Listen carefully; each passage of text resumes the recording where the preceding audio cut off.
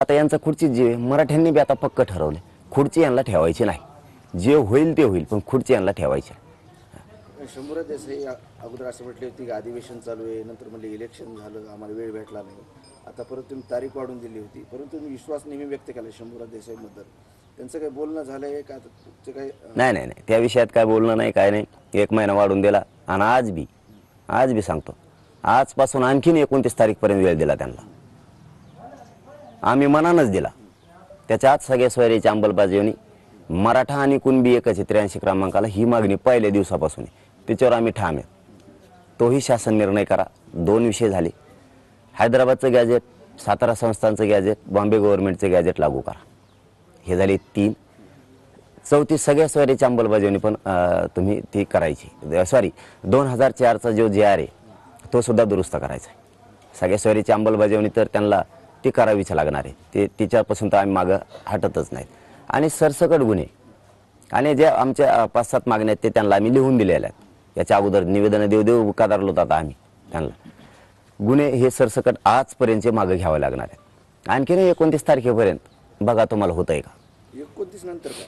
नंतर तर काय 29ला फायनलच होणार आहे.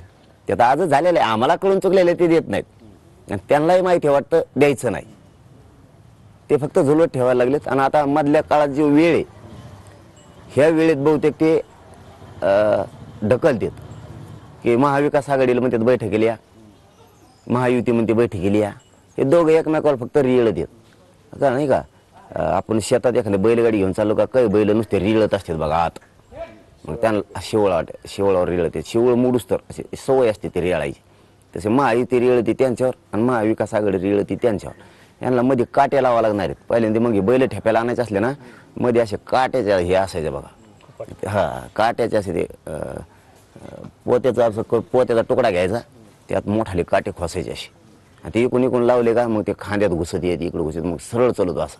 तसं आता आम्हाला त्या शेवट्याला असे काटे लावा लागणार आहेत. आता 29 तारखेच्या नंतर म्हणजे 2024ला तेव्हा असे दूरच चालणार आहेत. काही येड्यात काढायचं ना दुसऱ्याला की आता कुठं 12 महिने लागतात का आरक्षण द्यायला? 12 महिने लागतात का?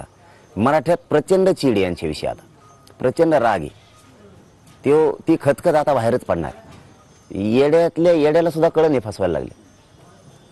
माझा सामान्य शेतकऱ्यापासून सगळ्यात मोठ्या शेतकऱ्यांपर्यंत किंवा नोकरदारपासून व्यवसायापर्यंतच्या सगळ्या मराठ्यांना कळालं की हे आता फसवायला लागले. 12 महिने लागतच नाहीत. आता फक्त बहाणे करणार आचारसंहिता लागूसाठी. त्याच्यामुळे आम्ही बी तयारीलाच काही हरकत नाही. आम्ही पण तयारी. तुम्ही देणार नसाल तर आम्हाला पाडावं लागणार.